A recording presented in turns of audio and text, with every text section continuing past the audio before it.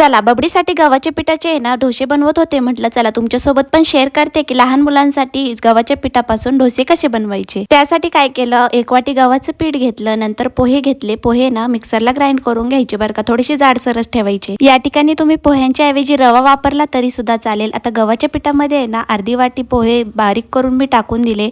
त्यानंतर अद्रक लसूणची पेस्ट टाकून दिली, मीठ टाकले, थोडीशी हळद टाकून मिक्स करून घेतलं. खरं तर याला गव्हाच्या पिठापासून बनणारे घावन असं म्हणतात, पण मग कोणाकोणाला घावन हे अजून माहिती नाहीये, त्याच्यामुळे मी डोसे हा शब्द वापरलेला आहे. एकदम असं बॅटर आहे ना पाण्यासारखं तयार करून घ्यायचं. अगदी डोश्यासारखं नाही करायचं, एकदम पाण्यासारखं करायचं. मग त्यानंतर आहे ना तवा छान गरम करून घ्यायचा डोश्यांचा, एकदम कडक असा तापवून घ्यायचं आणि त्यानंतर वाटीच्या सहाय्याने ना असं बॅटर मस्त टाकून द्यायचं. कमी गॅसवरती करायचे नाहीये, एकदम हाय फ्लेम वरतीच हे डोसे बनतात, म्हणजेच घावन बनतात. आणि त्याच्यामुळे ना याला अजिबात असं पसरवायचं सुद्धा नाहीये, एकदम कुरकुरीत असे घावणं हे तयार होतात. आलटून पलटून घ्यायची दोघी बाजूनी, मस्त प्लेट मध्ये काढून घ्यायचे आणि एक एक करून मी सर्व घावन ना बनवून घेतले. खूप हेल्दी आहे. तुमच्या मुलांना सुद्धा हे पिठाचे घावन ना नक्की करून खाऊ घाला. आणि चला मी पण खाऊन घेते. आणि थँक्यू सो मच. आपली 4000ची फॅमिली कंप्लीट झालेली आहे. चलो बाय बाय.